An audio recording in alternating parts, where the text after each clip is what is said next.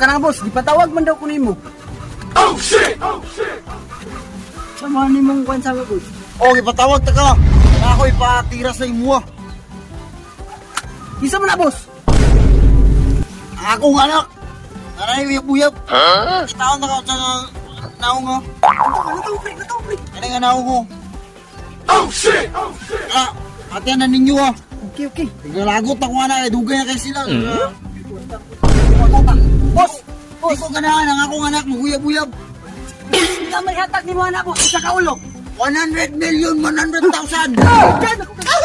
Ako na bahala.